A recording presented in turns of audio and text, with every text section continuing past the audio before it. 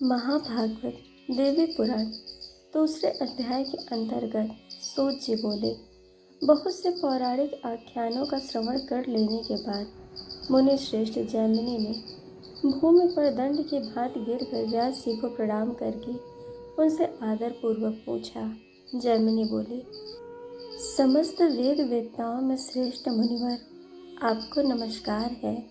महामते, इस लोक में आपसे बढ़कर वक्ता और कोई नहीं है। मुने, आपके मुखारविंद से पुण्यमयी कथा सुनकर मैं कृतार्थ हो गया हूँ, इसमें कोई संदेह नहीं है। अब एक दूसरी बात जो मेरे मन में चिरकाल से स्थित है, उसके विषय में सुनना चाहता हूँ। जगत के आदि में उत्पन्न भक्तों के दुर्गम कष्टों को दूर करने वाली तीनों लोकों की माता नित्य स्वरूपा सच्चिदानंद स्वरूपिणी को भगवती दुर्गा है। ब्रह्मा आदि देवताओं के लिए भी दुर्लभ, जिनके दोनों चरण बिंदों को अपने हृदय कमल पर धारण करते हुए विष्णुश्वर शिव स्वरूप में स्थित हैं। उनके अनुपम महात्म्य का आपने जो संक्षेप में वर्णन किया है, उससे मेरी तृप्ति नहीं हुई है। अतः महाभाग, अब आप उसका विस्तार से वर्णन करने की कृपा कीजिए। मुनिश्रेष्ठ, आपको नमस्कार है। यह मनुष्य शरीर अत्यंत दुर्लभ है। अनेक सैकड़ों जन्मों के बाद इस शरीर को प्राप्त कर जिसने उस भगवती का महात्म श्रवण नहीं किया, उसका जीवन व्यर्थ है। उनका वह वचन सुनकर सत्यवती पुत्र व्यास जी ने मुनिवर जैमिनी की प्रशंसा करके उनसे कहा। व्यास जी बोले, महामती जैमिनी, आप परम भक्ति तथा ज्ञान से युक्त हैं। वत्स, आपने इस समय बड़ी ही कल्याणप्रद बात पूछी है। इसके लिए आप साधुवाद के पात्र हैं, जिसका श्रवण करके भक्ति और धर्म से सोने महान पापी मनुष्यों का भी इस लोक में पूर्व जन्म नहीं होता, और जिसे सुनकर पापी मनुष्य ब्रह्म हत्या आदि पातकों से भी छूट जाता है। इस कथा को आप सुनना चाहते हैं, अतः आप परम भाग्यशाली हैं। मुनि, ब्रह्म हत्या आदि समस्त पाप के तभी तक मनुष्य को ग्रस्त किए रहते हैं, जब तक भगवती का चरित्र उसके कान में नहीं पड़ जाता है। यदि सैकड़ों पाप किया हुआ मनुष्य भी इस दुर्गा चरित्र का श्रवण करता है, तो उसे देखकर यमराज भी अपना दंड छोड़कर उसके चरणों पर गिर पड़ते हैं। मुनि, उन भगवती के अतुलनीय महात्म को बता सकने में भला कौन समर्थ है, जिस महात्म का आपने 5 मुखों से भगवान शंकर भी वर्णन नहीं कर सकते। वाराणसी क्षेत्र में भगवान शिव स्वयं उन भगवती का ही ब्रह्म संज्ञा तारक महामंत्र जो गुरु कृपा से मुझे प्राप्त हुआ है, उसे तत्परता पूर्वक आकर मुमुक्ष जनों के कान में कहते हुए उन्हें निर्वाण नामक महामोक्ष पद प्रदान करते हैं। ब्रह्मर्षि जैमिनी मोक्ष तथा निर्वाण पद प्रदान करने वाली वे भगवती सभी मंत्रों की एकमात्र 20 स्वरूपिणी हैं। महामते, सभी वेद मोक्ष प्रदान करने वाली उन भगवती को वहाँ से समस्त मंत्रों की अधिष्ठात्री देवी कहते हैं। शशक, मशक आदि तथा और भी जो अन्य प्राणी इस पृथ्वी पर हैं, उन्हें मोक्ष देने के लिए भगवान शिव वाराणसी पुरी में दुर्गा यह तारक मंत्र कान में स्वयं प्रदान करते हैं। मुनि श्रेष्ठ जैमिनी, एकाग्र चित्त होकर आप उसे सुनिए। मैं शिव नारद संवाद स्वरूप महान पापों का नाश करने वाले अतुल्य दुर्गा महात्म का विशेष विस्तार के साथ वर्णन करूँगा। एक समय की बात है, सभी देवतागण मंदर पर्वत पर एकत्र हुए। वहाँ पर गंधर्वों सहित सभी ऋषिगण भी आए। अनेक प्रकार के वृक्षों से व्याप्त सुगंधित और विकसित पुष्पों की गंध से दिशाओं को शोभित करने वाले और सुमेरु पर्वत के समान प्रतीत होने वाले उस रमणी गिरिश्रेष्ठ मंदराचल के पृष्ठ पर बैठे हुए भगवान कृष्ण और भगवान शिव को देखकर महर्षि नारद मुनि ने हाथ जोड़कर विनम्रता पूर्वक भगवान शिव से पूछा। नारद जी बोले, भक्तों पर कृपा करने वाले तथा तीनों लोकों में वंदनीय देवेश, ज्ञानियों में श्रेष्ठ और विशुद्ध आत्मा वाले, आप ही ब्रह्म नाम से जाने जाते हैं। परमेश्वर, केवल आप ही वास्तविक तत्व को जानते हैं। आप तीनों लोगों को पवित्र करने वाली गंगा जी को आदर पूर्वक अपने सिर पर धारण करते हैं और चंद्रमा को अत्यंत सुंदर देखकर अपने उन्हें सिर पर आभूषण बनाया है। सर्वज्ञ, इस समय मैं आपसे जो पूछ रहा हूँ उसे आप मुझे बताने की कृपा करें।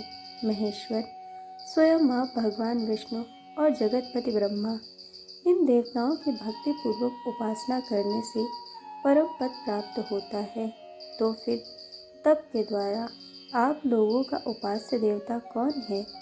आपके समान इस बात की वाणी से बताने में इस भूमंडल में और कोई समर्थ नहीं है। कृपा मूर्ति महेश्वर, इस प्रकार के प्रभाव वाले आप लोगों के जो उपास्य देवता हैं, उनके विषय में मुझे भी अवश्य जान लेना चाहिए, अतः कृपा पूर्वक मुझे बताइए। व्यास जी बोले, मुनिश्रेष्ठ जैमिनी, इस प्रकार उन देवर्षि का वचन सुनकर और उस पर बार बार विचार करके महादेव जी ने उनसे कहा। श्री महादेव जी बोले, तात, आपने जो बात पूछी है वह तो परम गोपनीय है। वत्स, ऐसे बात भला आपको बताने योग्य क्यों नहीं है? मुनि श्रेष्ठ, मैं आपको बताऊंगा। व्यास जी बोले, देवाधिदेव शिव के ऐसा कहने पर देवर्षि नारद जी दोनों हाथ जोड़कर खड़े हो गए और सर्वव्यापी जगन्नाथ नारायण से कहने लगे, भक्तों पर कृपा करने वाले देवाधिदेव भगवान महेश्वर अपने उपास्य इष्ट के विषय में बताने में कृपणता कर रहे हैं, अतः शरणागतों पर कृपा करने वाले देवेश, आप उनसे कहिए, आप उनसे कहने की कृपा करें। श्री नारायण बोले, तात, उस देवता से आपका क्या प्रयोजन? आप सबके देवता तो हम ही हैं। हमारी ही आराधना करके आप परम पद प्राप्त कर लेंगे, अतः हम सबके देवता से आपका क्या प्रयोजन? व्यास जी बोले, इस प्रकार उन नारायण का भी वह वचन सुनकर मुनि श्रेष्ठ नारद हाथ जोड़कर स्तुति वचनों से शिव तथा विष्णु का स्तवन करने लगे। नारद जी बोले, विश्वेश्वर, देवदेव प्रसन्न होइए। नारायण, वासुदेव प्रसन्न होइए। अपने शुभ्र शरीर के अंगों के सर्वरूप आभूषण धारण करने वाले शिव प्रसन्न होइए। कौस्तुभ मणि से विभूषित शरीर वाले नारायण मुझ पर प्रसन्न होइए। शरण देने वाले गंगाधर मुझ पर प्रसन्न होइए। सुदर्शन चक्र को धारण करने वाले पूजनीय विष्णु मुझ पर प्रसन्न होइए। दिगंबर स्वरूप विश्वेश्वर मुझ पर प्रसन्न होइए। गदा धारण करने वाले विश्वेश्वर मुझ पर प्रसन्न होइए। त्रिपुर का वध करने वाले शिव को नमस्कार है। असुर कंस का वध करने वाले कृष्ण रूप विष्णु को नमस्कार है। अंधकासुर का विनाश करने वाले शिव को नमस्कार है और तृणावर्त का संहार करने वाले विष्णु को नमस्कार है। विष्णु को बार बार नमस्कार है। गरुड़ आसन पर विराजमान आप विष्णु को तथा नंदे पर आरूढ़ आप शिव को नमस्कार है। व्यास जी बोले, परम पूज्य उन देवर्षि नारद को इस प्रकार स्तुति करते देखकर महादेव जी की ओर दृष्टि करके भगवान विष्णु ने कहा।